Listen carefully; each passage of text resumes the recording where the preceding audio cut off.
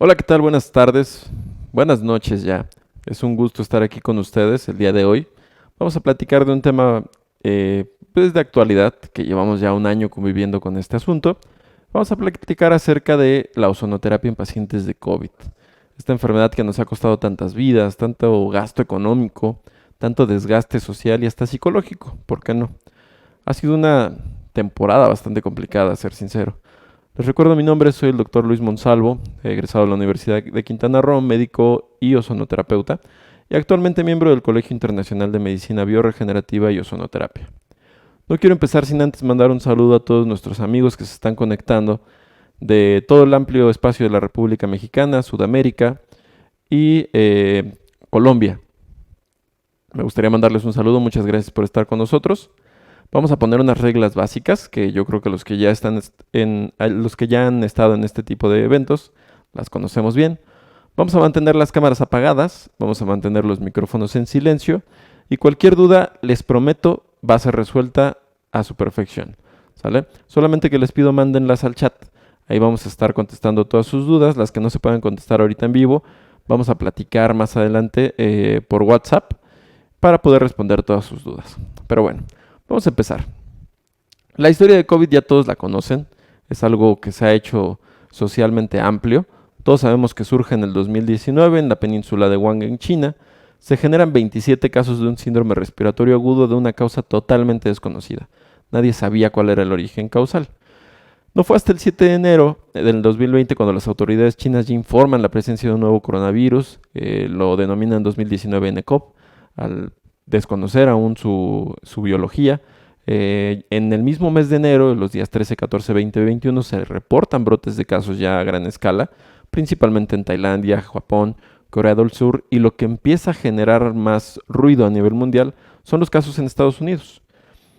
Fue hasta el 30 de enero en el cual la OMS ya declara como tal un brote, como una emergencia de salud pública de preocupación internacional, y el 11 de febrero nos denominan al virus y a la enfermedad ya con un nombre genérico. La OMS nombra el 11 de febrero a la enfermedad como COVID-19 y al virus como SARS-CoV-2. Y el 11 de marzo oficialmente iniciamos la pandemia, esta afección que nos ha tenido lesionados a todos. ¿En qué estamos actualmente en la República Mexicana? Actualmente estamos en una etapa de vacunación, en el Plan Nacional de Vacunación contra el SARS-CoV-2. Este plan inició en la etapa 1 en el mes de diciembre y febrero, 2020 de febrero de 2021, en el cual se inicia a vacunar a todo el personal de salud de primera línea contra COVID-19. Sabemos que la efectividad de todo este plan de vacunación ha sido un poquito compleja, de difícil efectividad, ya que la cantidad de vacunas, el tipo de vacunas y el tiempo entre vacuna y vacuna, pues no ha sido la adecuada, desgraciadamente. Actualmente estamos en la etapa 3, abril-mayo estamos empezando la etapa 4, con la vacunación de personas de 40 a 49 años. Acabamos de terminar la vacunación de personas de 50 a 59, pero todos conocemos a alguien que no se ha vacunado, o que si bien ya se vacunó, aún no recibe la segunda dosis. Estamos esperando que aproximadamente para el mes de marzo del 2022 ya esté vacunado el resto de la población, si todo sale bien, pero aún así hay que seguir teniendo cuidado, ya que este virus sigue avanzando. Actualmente se han reportado más de 170 millones de casos confirmados a nivel mundial, y a nivel mundial también se han reportado más de 3.530.000 defunciones. Eso quiere decir que la cantidad de pacientes que se han infectado y que se han muerto es bastante grande. A nivel local, bueno, a nivel nacional, se han detectado 2.408.778 casos confirmados, un aproximado de 3.054 casos por día. Ustedes pueden ver estas cifras y me pueden decir, oiga doctor, pero es que ya bajó la cifra de casos. Así es, efectivamente ha bajado la cifra de casos, pero tenemos otros tipos de virus. Desgraciadamente este virus ha ido mutando y ha hecho que el control de la pandemia cada vez sea más complicado. Hasta el momento tenemos un reporte aproximadamente de 223.000 muertes, más o menos, dependiendo de la contabilización y los reportes, ya sabemos, de Secretaría de Salud, con un promedio aproximado de 411 muertes por día. Es bastante. En las últimas cifras de nivel de mortandad que se reportó en el mes de agosto de este año del 2021, se coloca COVID como la segunda causa de muerte a nivel nacional. superando los cánceres, superando a diabetes mellitus, por ejemplo. Como podemos ver ya el semáforo epidemiológico teóricamente todo el país está en amarillo y verde con un riesgo moderado y bajo, a excepción de mi hermoso estado de Quintana Roo que sigue en un riesgo alto, pero conocemos todos la realidad. Esto pues sigue afectando socialmente, las cifras puede que estén un poquito maquilladas, así que hay que seguirnos cuidando. ¿Qué factores de riesgo? Todos conocemos ya los factores de riesgo, enfermedades pulmonares obstructivas crónicas, asma, los pacientes clásicos, obesos, diabéticos, hipertensos, pacientes que suelen tener hábitos como tabaquismo, personas inmunodeprimidas y personas con antecedentes de enfermedades cardíacas, como miocardiopatías congestivas o enfermedades arteriales coronarias. Todos estos antecedentes los colocan en mayor riesgo de complicaciones. Por eso es importante actualmente conocer todo el rango de posibilidades terapéuticas que tenemos ante estos pacientes. Algo bien importante en este caso es comprender que no solamente hay que tratar a los pacientes farmacológicamente, hay que abrir un poquito la mente del médico y comprender que hay más terapias que podemos utilizar de la mano para no quedarnos atrás en ciencia y tecnología. Países como Italia, España han tomado la ozonoterapia dentro de sus servicios de salud como un plan integral de tratamiento de COVID. ¿Y qué sería mejor que México pudiera hacer lo mismo? Estamos ante un coronavirus, sabemos que estos coronavirus son de orden zoonótico, se transmiten de animales a humanos. En el ser humano pues causan infecciones respiratorias, como ya lo hemos visto. Hay dos coronavirus muy importantes a lo largo de la historia, que es el síndrome del MERS, el síndrome respiratorio del Medio Oriente, y el síndrome respiratorio agudo severo, que es el SARS. Actualmente nuestro virus es conocido como SARS-CoV-2, causando la enfermedad de COVID-19. Se asocia una relación genética entre el 70% del SARS-CoV, 50% del MERS-CoV, tomando en cuenta por ahí probablemente su origen. Vamos a dejarlo hasta ahí, no vamos a entrar en teorías extrañas. Actualmente uno de los problemas que estamos teniendo es la generación de nuevas cepas, cada cepa con diferentes características que han hecho más complicado el controlar la pandemia. Ejemplo, se detectó la cepa B1.1.7, esta variante se descubrió en el Reino Unido. Lo característico que tiene esta cepa es que tiene un índice de mortalidad bastante alto, aún superando a la cepa original. Se detectó también la variable B1351. Esta variable se identificó por primera vez en Sudáfrica. Y lo característico de esto y lo que la hace bastante peligrosa es que elude a los anticuerpos de las vacunas. ¿Esto qué quiere decir?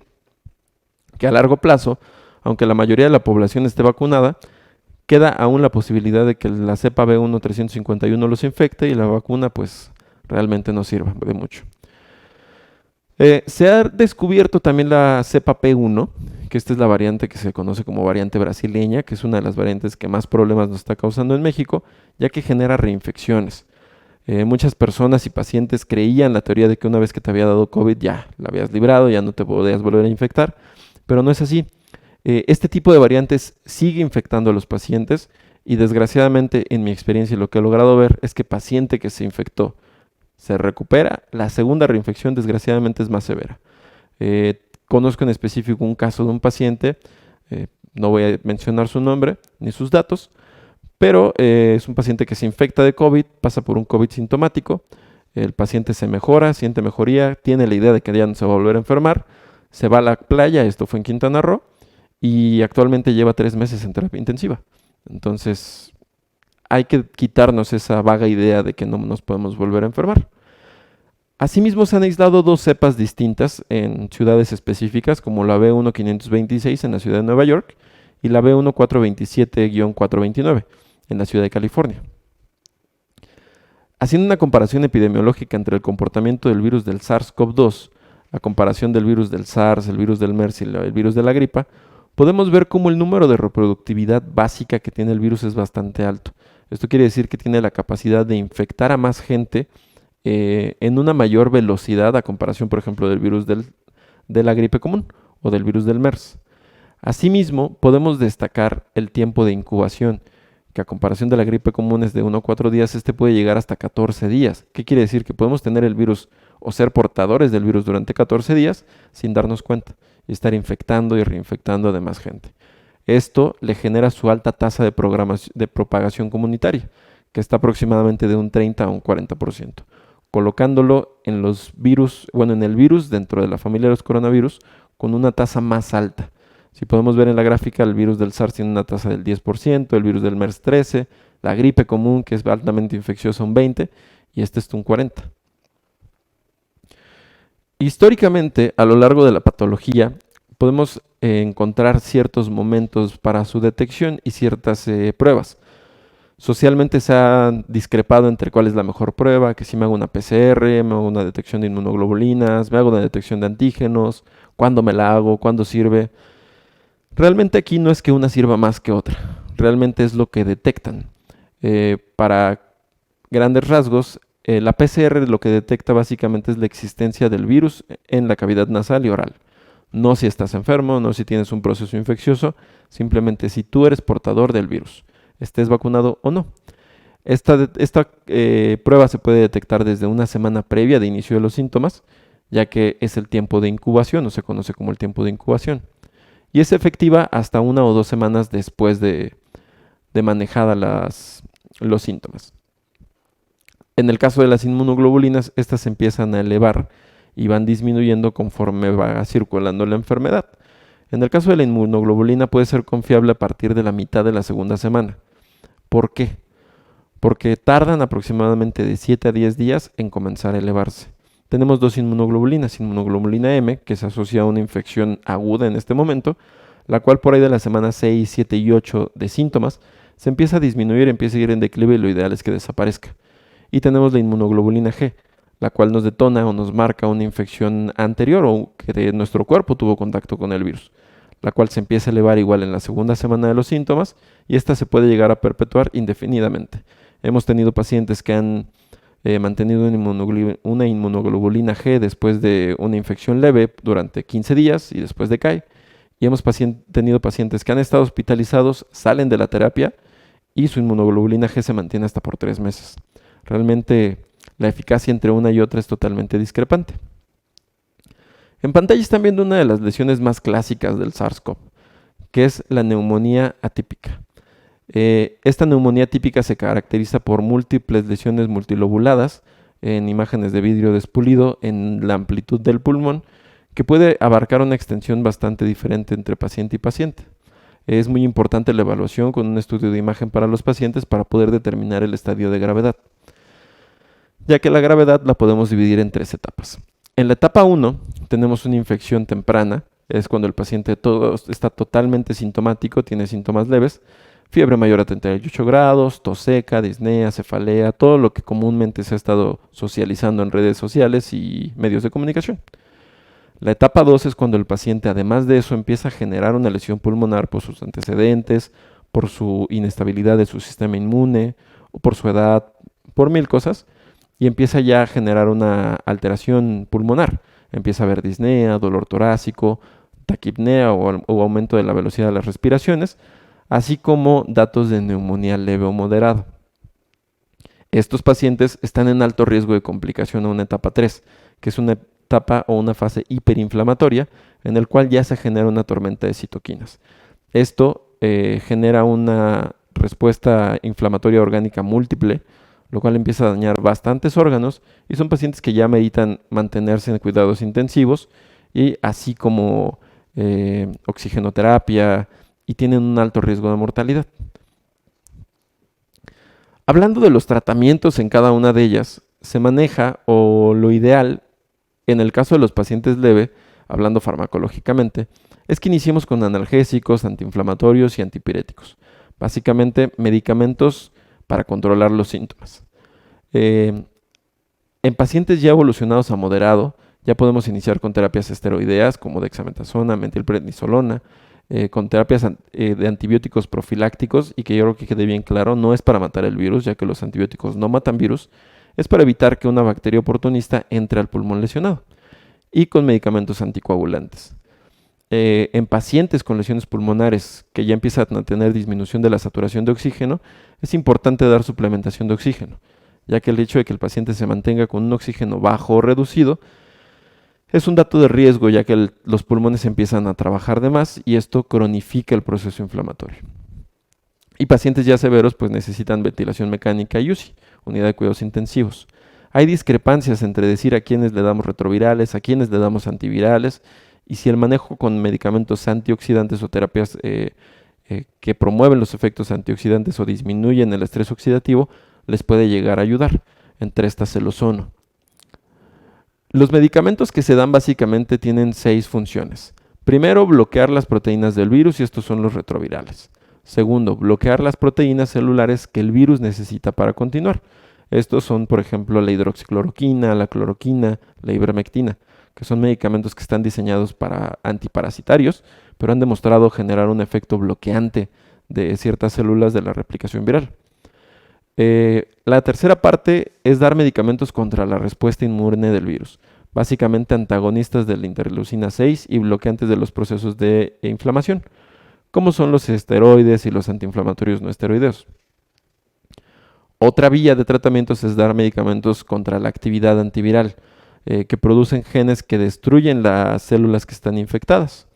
Y ya terapias más avanzadas se han manejado terapias como por ejemplo con anticuerpos, con sueros de pacientes recuperados, principalmente inmunoglobulinas. Y en el sexto, pues combinación de fármacos amplios. Se han buscado trabajos de ensayos y errores para encontrar la mejor forma de aplicar todos estos tratamientos.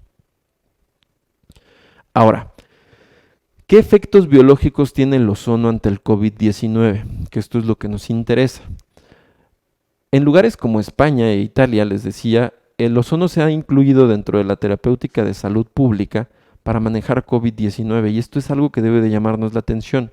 ¿Por qué de ese lado del continente están haciendo estas terapias y en México no se está tomando en cuenta? Realmente el avance tecnológico y científico que hay en otros continentes a comparación de nosotros llevan aproximadamente entre 5 y 10 años de retraso y esto es algo lamentable. Realmente el ozono se ha demostrado que tiene muy buena efectividad ya que tiene 4 funciones muy importantes y que nos ayudan a controlar el proceso de COVID. Primero, el virus de COVID es altamente sensible en la cápside viral a los agentes oxidantes del ozono. ¿Esto qué quiere decir? Si nosotros tratamos a nuestros pacientes con COVID, muy probablemente la cápside viral del COVID sufra daños y disminuyamos así la cantidad de virus. Otra función que tiene es la función inmunomoduladora, ya que estimula que nuestro cuerpo reaccione de mejor manera, mejora la oxigenación de la circulación sanguínea, disminuyendo los datos de hipoxia secundarios a lesiones pulmonares y además tiene efectos antiinflamatorios muy importantes, ya que disminuye o estimula ciertas interleucinas, disminuye interleucinas proinflamatorias y aumenta el efecto de interleucinas proinflamatorias. Aquí me gustaría aprovechar para invitarlos a nuestro curso online que vamos a dar. Vamos a manejar un diplomado en el cual vamos a manejar y a enseñarles más a fondo cómo es que cada una de estas funciones se lleva a cabo, biológica y metabólicamente y científicamente comprobado, para que ustedes entiendan la importancia y la severidad del uso del ozono para este tipo de pacientes. El diplomado va a ser en el mes de agosto, si no estoy mal. Vamos a manejar 6 módulos, tenemos 2 modalidades, en línea y presencial, y los invito a que se inscriban, el cupo es limitado. Bueno, vamos a regresar acerca del tema. Conociendo estos efectos que hace el ozono en el sistema inmune y durante el proceso patológico de COVID, podemos hablar de varias intervenciones que podemos hacer con el ozono. Primero, podemos intervenir en casos de COVID leve, moderado y severo cuando el paciente lo permita. O sea, cuando metabólicamente el paciente esté apto para generar una intervención en este momento. Ahorita vamos a hablar a qué me refiero. Segunda, tenemos alternativas cuando la autohemoterapia mayor y la solución salina no son disponibles porque el paciente metabólicamente no es compatible. Tenemos alternativas con ozono. Asimismo, podemos utilizarlo de forma preventiva. No para evitar que te contagies del virus, pero sí para que si te llegas a contagiar, tu sistema inmune pueda actuar de una mejor manera. De cierta forma es como educar y preparar al sistema inmune para un proceso infeccioso. En los pacientes en recuperación, es muy frecuente que tengan efectos secundarios que pueden durar hasta 6 u 8 meses dependiendo de la evolución. En estos pacientes también podemos tomar terapias o realizar terapias específicas para mejorar la sintomatología. Y el último punto en el que podemos incidir es en la desinfección de equipos y a nivel ambiental. Ahorita vamos a platicar acerca de cada uno. Respecto a la intervención de COVID, tenemos 2 opciones para trabajar. Una es la solución salina ozonizada, la cual se puede aplicar diario por 10 días. Y la segunda es la autohemoterapia mayor, la cual se puede aplicar diario por 5 días, posteriormente 3 veces a la semana por 2 semanas. En este caso, la autohemoterapia mayor hay que evitarla en pacientes con dímero D elevado, ya que esto lo predispone o aumenta el riesgo de trombosis. ¿Cuál es la mejoría o la comparación entre un tratamiento farmacológico y un tratamiento farmacológico con ozonoterapia? He tenido la fortuna, gracias a Dios, de estar manejando pacientes desde el inicio de la pandemia con este tipo de síntomas, tanto a nivel consultorio como a nivel privado y domiciliario. Asimismo, he tenido la oportunidad de valorar la efectividad entre un tratamiento farmacológico y un tratamiento fármaco-ozono y ver cuál es la diferencia entre ellas. Personalmente yo noté las siguientes. Respecto al tratamiento farmacológico, los pacientes tienen una mayor tasa de complicación y esta se debe al aumento del estrés oxidativo que genera el proceso inflamatorio del COVID. Muchos pacientes que inician tratamiento farmacológico generan procesos neumónicos y llegan hasta hospitalizarse. Esto genera una alta tasa de morbilidad y mortalidad superior por la afección a nivel pulmonar. Algo muy complicado en los pacientes con afección pulmonar es mantener un nivel de oxigenación adecuado, ya que damos oxígeno por puntas nasales o por mascarilla, y muchas veces este es ineficiente, cuando tenemos otras opciones para aumentar la oxigenación sanguínea. Otro punto es la lenta respuesta evolutiva a procesos pleuropulmonares. Me he dado cuenta que los pacientes, cuando manejamos solamente antiinflamatorios esteroideos, fármacos antiinflamatorios no esteroideos, la evolución de la lesión pulmonar es muy lenta. Y yo les voy a decir algo, mientras una lesión pulmonar dure más tiempo, mayor riesgo hay de efectos secundarios como una fibrosis pulmonar, que quizá no les afecta ahorita, pero en 10-15 años el paciente va a estar muy mal. Tienen un mayor índice de hospitalización, un mayor tiempo de persistencia de metabolitos agravantes como proteína C reactiva, dímero D, la contabilización de leucocitos, la plaquetopenia.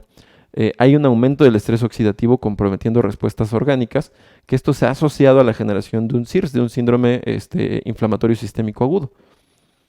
Por otro lado, lo que he podido observar respecto al tratamiento farmacológico con la ozonoterapia es que la tasa de respuesta ante el tratamiento es más rápida.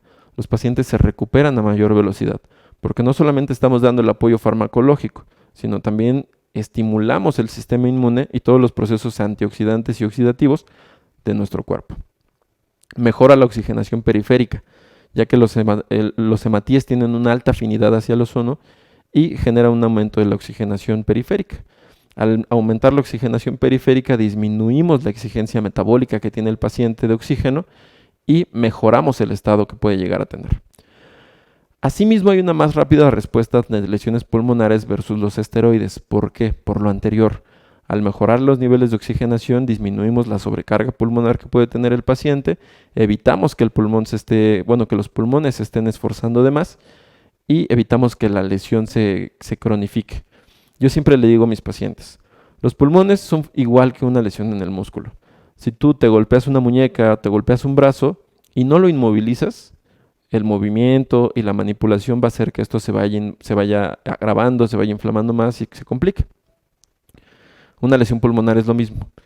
Si yo me lesiono los pulmones y no doy una terapia que haga que el pulmón esté en reposo y tranquilo, que no esté sobrecargado de trabajo, el pulmón se va a seguir inflamando, los pulmones se van a seguir inflamando y va a cronificar esta lesión. Asimismo, hay una menor incidencia de hospitalización, hay un control del estrés oxidativo con una mejoría pronta y hay una disminución de las secuelas causadas por el estrés oxidativo celular. En mi experiencia he manejado más de 100 pacientes tratados de COVID, algunos con tratamiento farmacológico, algunos con fármaco ozono. ¿Qué es lo que yo les puedo demostrar? De mis pacientes tratados con medicamentos solamente, exclusivamente tratamiento farmacológico, hasta el momento hemos tenido 5 hospitalizaciones, 3 de ellos en unidades de cuidados intensivos. He valorado o he observado un promedio de uso de oxígeno hasta por de 10 a 12 días aproximadamente, algunos se extienden hasta 14 días. Y aquí entran dos cosas. Uno, el agravante de la lesión pulmonar y dos, el mantener el oxígeno, ya que con la pandemia el oxígeno subió de costo y son muy caros. Aparte, la mayoría de los pacientes, si no es que el 80% de ellos, genera secuelas abundantes hasta por 7 u 8 meses y es algo complicado de tratar. Y las principales secuelas que he observado es el cansancio, pérdida del cabello, pérdida de la masa muscular, pérdida del gusto, pérdida del olfato y el dolor de cabeza. En el caso del tratamiento con fármacos y ozono, he tenido un paciente hospitalizado, ninguno de los que he tratado con fármaco y ozono ha llegado a una unidad de cuidados intensivos. Tienen un promedio de uso de oxígeno cuando lo llegan a utilizar entre 5 a 7 días, porque la terapia de ozono aumenta el nivel de oxigenación sanguínea. Las secuelas llegan a ser leves o mínimas y llegan a durar de 1 a 2 meses. Y de estos pacientes no he tenido ninguna defunción, gracias a Dios. A lo largo de mi manejo de este tipo de pacientes he tenido desgraciadamente 2 casos en los cuales han fallecido los pacientes y he observado 2 cosas. No es por echar críticas a otro tipo de terapias, pero una, fueron tratados exclusivamente con fármacos y uno de ellos en exclusiva estuvo utilizando dióxido de cloro de una forma mal aplicada. Entonces hay que tener mucho cuidado en la forma en la que se aplican las terapias, cómo se aplican y cómo se recomiendan. Siempre realizarlas por un médico experto. No digo que sean malas o buenas, simplemente hay que tener cuidado. Pero bueno, esa es mi experiencia. ¿Qué les puedo decir más?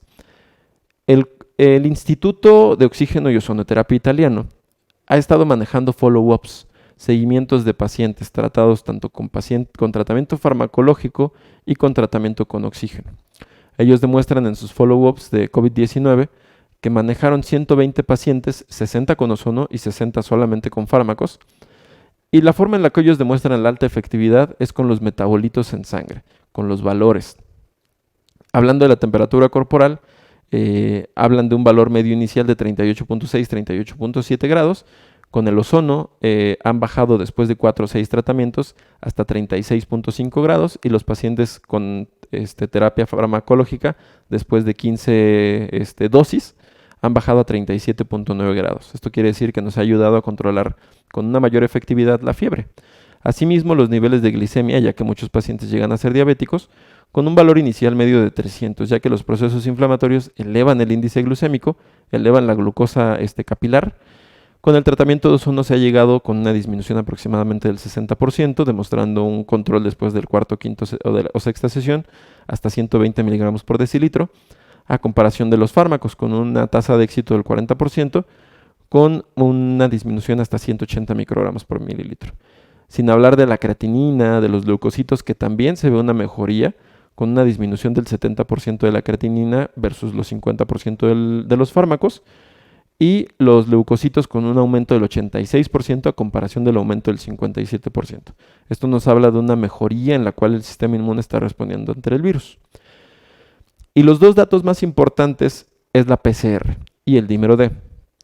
Estos 2 laboratoriales son laboratoriales o se conocen como marcadores de gravedad. Si un paciente mantiene estos marcadores altos, las escalas de Apache y las escalas de gravedad que nos indican el riesgo de mortalidad e mortandad se pueden aumentar. Se ha demostrado que en pacientes únicamente tratados con farmacoterapia, solamente de una tasa de PCR de 30, de proteína C reactiva de 30, han mejorado hasta menos de 15, con una disminución aproximadamente del 50%, a comparación del ozono, que iniciando con una tasa igual de 30, han mejorado hasta menos de 5. Esto quiere decir una disminución del 84% de la proteína C reactiva. Y del dímero D, ni se diga más. Iniciando con 5.000 unidades de dímero D, con ozono se han reportado una disminución del 85%, llegando a menos de 750, que ya son datos antiinflamatorios, a comparación de los pacientes tratados con fármacos, los cuales inician con una tasa de 3.000 y llegan a 1.500, con una disminución solamente del 50%. Estas terapias es importante, ya que estamos hablando del sistema inmune, apoyarlas con terapias alternativas que nos puedan estimular a nuestro sistema inmune, como por ejemplo el Cisinmunité. Esta es una terapia que personalmente uso con mis pacientes que manejo con ozono y COVID, ya que nos ayuda a fortalecer el sistema inmunológico, mejora la respuesta de los tratamientos y no requiere refrigeración, es un tratamiento súper sencillo. Asimismo, terapias de origen nutracéutico con dosis específicas de ciertos componentes, como por ejemplo sulfato de zinc, equinacia púrpura, ácido ascórbico, nos pueden ayudar a la mejoría de este tipo de pacientes, a que el cuadro viral tenga una respuesta inmune adecuada. Uno de estos es el Vitarrafil, hay muchos en el mercado, yo estoy muy a gusto con esta marca, nos ha ayudado bastante. Y de esta misma marca, el Inmunité. Contiene ciertos metabolitos de origen natural como la canela, el tomillo, jengibre, vitamina C y cloruro de magnesio, que favorece la producción de anticuerpos, aumenta generación de inmunoglobulina G, fortalece el sistema inmune y tiene propiedades antioxidantes, que esto es algo muy importante ya que disminuye el estrés oxidativo del proceso de COVID. Ahora, ¿qué podemos hacer? ¿Qué otros tipos de terapias podemos hacer en el tratamiento de COVID? Además de mejorarlos con autohemoterapia mayor y autohemoterapia menor cuando están enfermos. Algo bien importante que no mencioné, perdón. En el caso de los pacientes, voy a regresar a unas diapositivas. En el caso de los pacientes que no se pueden manejar con solución salina ozonizada o con autohemoterapia mayor por la elevación del dímero D, lo ideal es manejarlos con insuflaciones rectales. Hay dosis específicas y tiempos específicos. Igual van a ser mencionados dentro de nuestro diplomado. Esto por cuestiones de tiempo, ya que no podríamos alargar porque son dosis que sí hay que manejarlas. Se manejan, para que ustedes me entiendan, la primera semana ciertas dosis a cierta frecuencia, segunda y tercera semana diferentes dosis y se pueden alargar hasta por 3 semanas. Ahora, ¿qué terapias secundarias podemos realizar? Podemos realizar dos acciones con ozono. Primero, acciones preventivas. Y para esta nos podemos ayudar de la autohemoterapia menor y de la insuflación rectal. Y asimismo podemos manejar pacientes con secuelas de COVID, que esto es algo bien importante. Un paciente que se infecta de COVID tiene secuelas muy severas, como por ejemplo las que están en pantalla. Los síntomas de COVID que persisten posterior de la enfermedad es predominantemente la fatiga, las alteraciones de la memoria, las alteraciones del sueño, mialgias, depresión, ya que también sufren por procesos emocionales bastante complicados por el encierro, el estrés, el mismo miedo a la muerte, ya que esto tiene una tasa de letalidad bastante alta, hiposmias y cefaleas. Todo esto podemos manejarlo adecuadamente con insuflaciones rectales de ozono, de forma continua y hasta que el paciente presente una mejoría adecuada.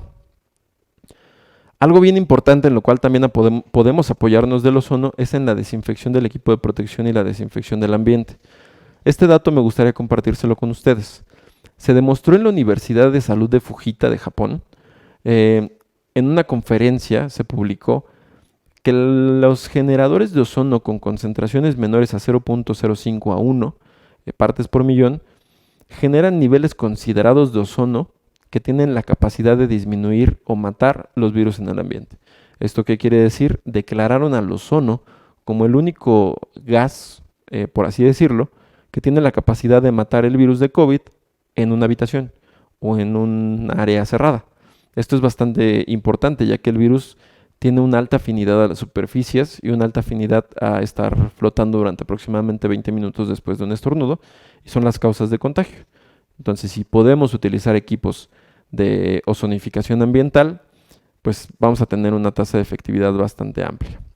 Estos equipos, por ejemplo, en el lugar donde yo trabajo, en Biomédica Cancún, nos los proporciona la empresa NovaClean. NovaClean es una empresa 100% mexicana que se ha dedicado a la investigación en el ozono y generó purificadores ambientales a base de ozono. Generan micropartículas de ozono que desinfectan con una adecuada efectividad, hablando de un 99.7% de efectividad, destruyen olores, disminuyen la cantidad de bacterias, de virus en el ambiente. Entonces son altamente recomendables.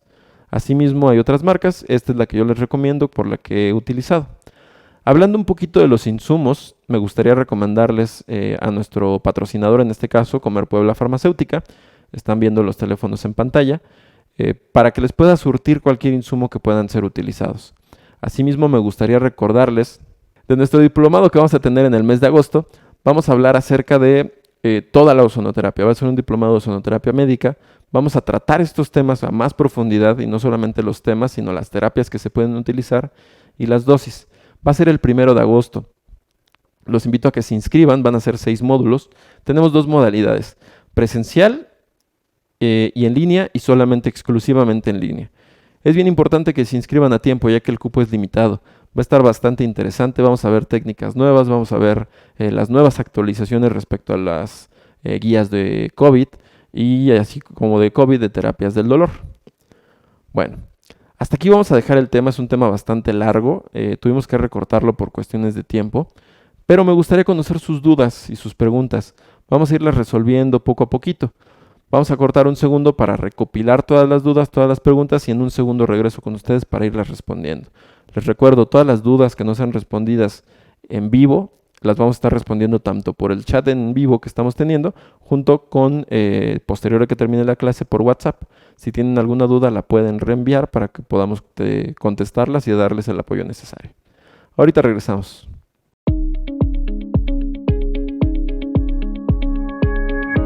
No te vayas, recuerda dejarnos todas tus preguntas en el chat. Te invitamos a nuestro diplomado en ozonoterapia, donde aprenderás el uso de la ozonoterapia en distintas patologías, a través de protocolos avalados, mínimamente invasivos, sin riesgos ni complicaciones, obteniendo excelentes resultados para tus pacientes. Contamos con 2 modalidades, online y online con prácticas presenciales, donde abordaremos los siguientes módulos: el ozono en la medicina, estrés oxidativo, ozono para enfermedades infectocontagiosas, ozono como tratamiento para el dolor, ozono médico en tratamientos degenerativos y ozono estético. Contamos con validación CEP. Tenemos cupo limitado. Te esperamos.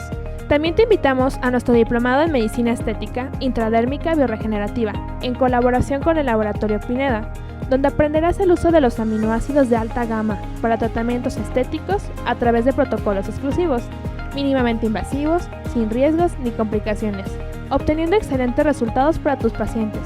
Contamos con 2 modalidades, online y online con prácticas presenciales, donde abordaremos los siguientes módulos: medicina estética facial, armonización facial intradermoterapia, tratamiento para reducción de granulación facial, obesidad y control metabólico, definición y afirmación corporal, marcaje y definición muscular. Contamos con validación CEP. Te esperamos, tenemos cupo limitado. Si deseas más información, no dudes en dejarnos su número telefónico en el chat privado de Zoom y nosotros nos comunicamos con usted. Recuerda dejarnos tus preguntas en el chat. En un momento iniciamos con la sección de preguntas y respuestas. No te vayas.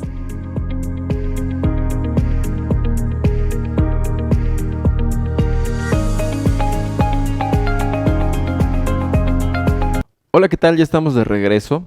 Vamos a empezar con la sesión de preguntas y respuestas. Personalmente me interesa saber sus comentarios.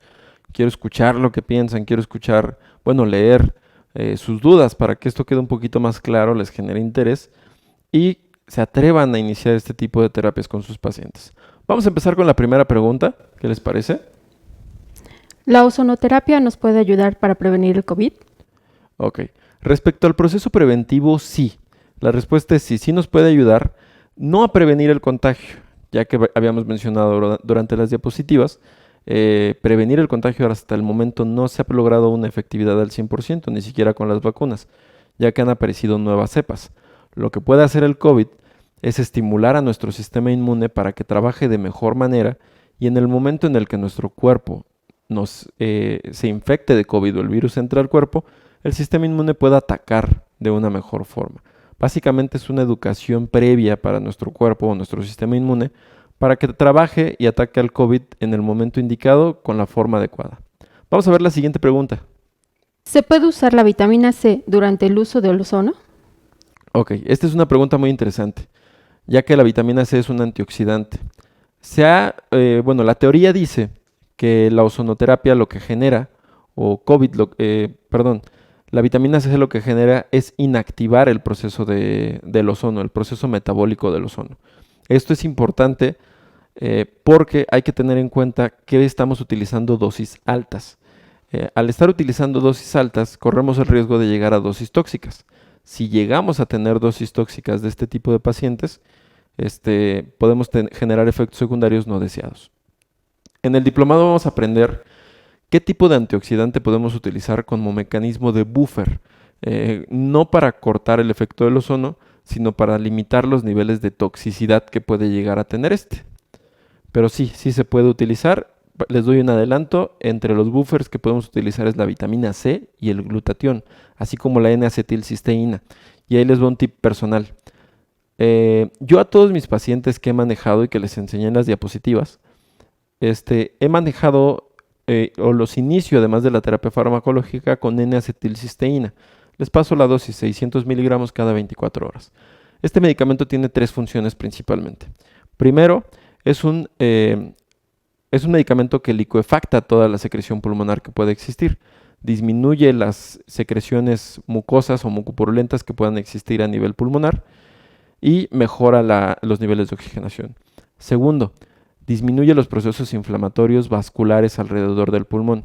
Esto quiere decir que limita los procesos inflamatorios y evita que se formen coágulos. Y tercero, es un antioxidante bastante fuerte. De esta forma disminuimos el estrés oxidativo, ayudamos al ozono a que tenga una mayor efectividad y limitamos las alteraciones que podamos llegar a tener. Vamos a ver la siguiente pregunta. ¿Se puede aplicar la automoterapia mayor y menor en la misma sesión? Sí se puede aplicar y solamente se utilizan en casos de pacientes moderados, que así lo permita su cuerpo. Habíamos hablado de la contraindicación con dímero D, habíamos hablado de los efectos que pueden llegarse a generar, pero sí se puede utilizar. También de las variantes técnicas que se han ido generando, tanto con las escuelas españolas como con las escuelas italianas, es la implementación de la automoterapia mayor junto con la menor o insuflaciones rectales para mejorar el estado del paciente. Vamos a ver la siguiente pregunta. ¿El frasco se puede utilizar para hacer solución salina? Sí, la respuesta es sí. Lo ideal, de hecho, es que utilicemos frascos. Los frascos que debemos utilizar son frascos de vidrio ozonoresistentes y de un solo uso, y esto me gusta recalcarlos. Todo el material que debemos utilizar para las terapias con ozono debe de ser de un solo uso. No deben de ser reutilizables ni de plásticos no ozonoresistentes, ya que en lugar de ayudar a nuestro paciente lo vamos a complicar más y podemos generarle efectos secundarios. Vamos a pedirle al staff, por favor, si me puede proyectar las diapositivas. Ahorita vamos a modificar a observar unos datos bien importantes. En lo que vemos las diapositivas, vamos a seguir a la siguiente pregunta.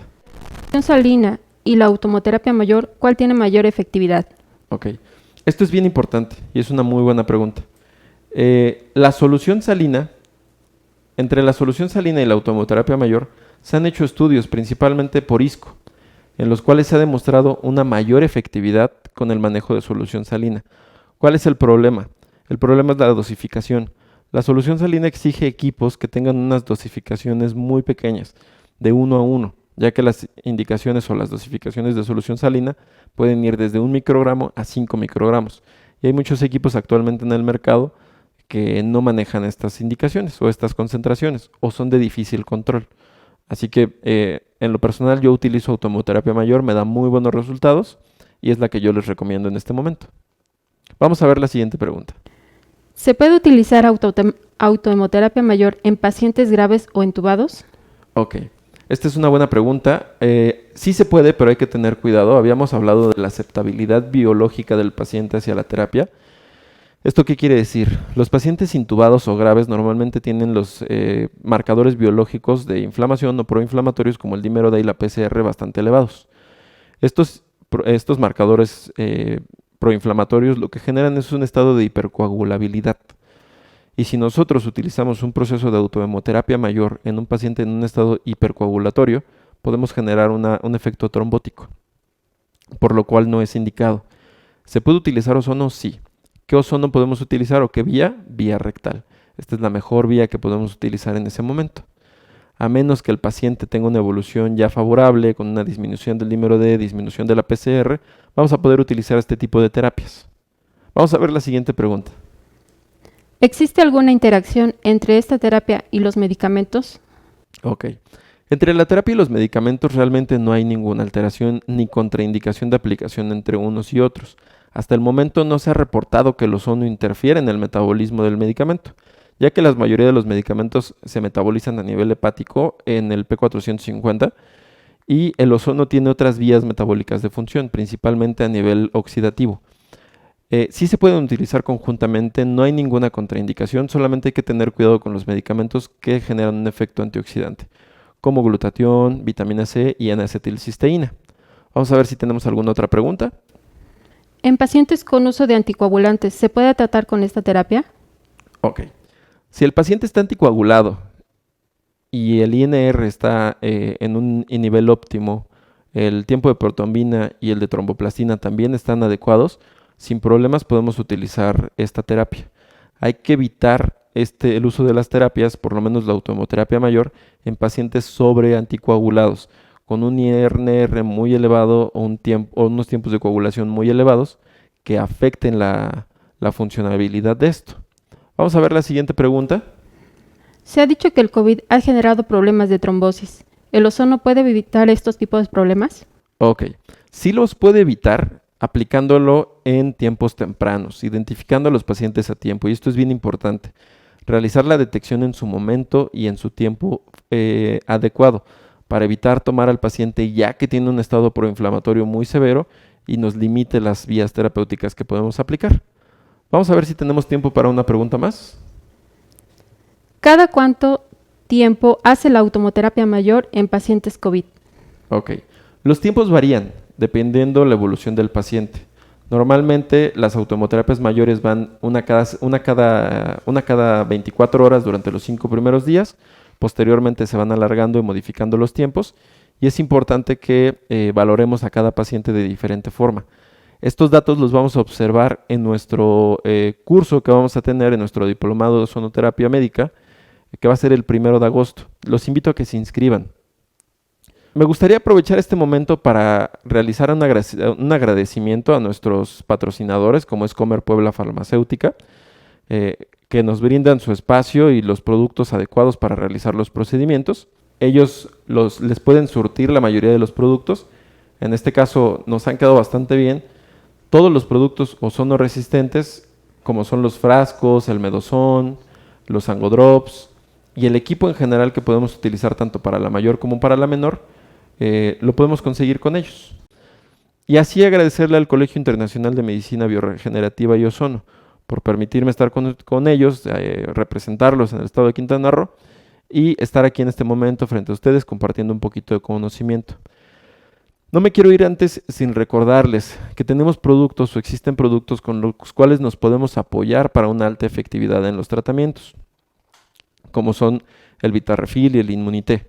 Son productos de origen natural que tienen efectos estimulantes hacia el sistema inmune, que van a generar que nuestro cuerpo tenga una mejor respuesta hacia el virus, ¿sale? Esto es importante y es vital que demos un apoyo de este tipo, así como un apoyo antioxidante, para que los procesos inflamatorios y el estrés oxidativo no compliquen de más el cuadro. Se los recomiendo, búsquenlos con nuestros proveedores, son dos productos muy buenos que realmente yo los he usado bastante. Les quiero poner en este momento la publicación del diplomado para que vean las bases de inscripción. Les quiero recordar, el diplomado va a ser el 1 de agosto, va a constar de 6 módulos en los cuales vamos a hablar acerca de COVID, obviamente, y demás enfermedades infecciosas, así como de otras técnicas. Vamos a valorar procesos como procesos inflamatorios, dolores articulares, dolores musculares, que nos pueden ayudar a mejorar la amplitud de terapias que podemos otorgar a nuestros pacientes, así como mejorar la experiencia que tengan ellos con nosotros. ¿Sale? Les quiero recordar, hay que tratar a los pacientes holísticamente. Muchas veces nos cuadramos en el hecho de decir, somos médicos, solamente tratamos al paciente farmacológicamente y no creemos en las demás terapias. Yo sé que públicamente se han hecho ciertos spots desvalorizando cierto grupo de terapia, afectando a las terapias alternativas o modificando las terapias que podemos utilizar. Por eso es importante que todas estas terapias se hagan con profesionales. Busquen una profesionalización de ozonoterapia, busquen hacer un trabajo realmente profesional y basado en sustento científico. Actualmente vivimos en una época en la cual la medicina basada en evidencias es súper importante. Es por eso que yo les invito a que se formen dentro de la ozonoterapia, realicen todo el diplomado y asimismo conozcan las bases científicas en las cuales estamos realizando. Les confirmo, mi experiencia atendiendo pacientes con COVID ha sido bastante gratificante. Como bien he tenido experiencias muy desagradables, como las dos defunciones que les mencionaba, pero asimismo hemos logrado mejorar a muchos pacientes con ambas terapias, tanto farmacológicamente como con la ozonoterapia. Y no quiero que se casen con la idea de que la ozonoterapia es una panacea o una terapia milagrosa. Al contrario, es una terapia coadyuvante de la terapia farmacológica. La farmacología y la ozonoterapia van de la mano para estimular al cuerpo. Hay que recordar que el cuerpo es un todo y funciona tanto químicamente como fisiológicamente. Hay procesos oxidativos celulares que muchas veces no les ponemos atención, pero es muy importante tomarlos en cuenta. Bueno, vamos a dejar hasta aquí la clase de hoy. Les quiero recordar que todas las preguntas que no fueron contestadas van a ser contestadas en vivo durante el cierre de nuestra transmisión. Las que no alcancemos a contestar, se las vamos a contestar vía WhatsApp con mucho gusto. Si tienen alguna duda, yo no me encuentro en el estado de Puebla, estoy en Quintana Roo, pero con mucho gusto me pueden enviar sus preguntas a Simbo me las hace llegar y yo les contesto personalmente. Lo que me interesa es que ustedes adquieran un conocimiento aplicable y que puedan ofrecer un poco más a los pacientes. Realmente esa va a ser la diferencia entre ustedes y la mayoría de los médicos, el plus de terapias que puedan ofrecer. Les recuerdo mi nombre, soy el doctor Luis Monsalvo y muchas gracias por permitirme estar esta noche con ustedes. Hasta luego.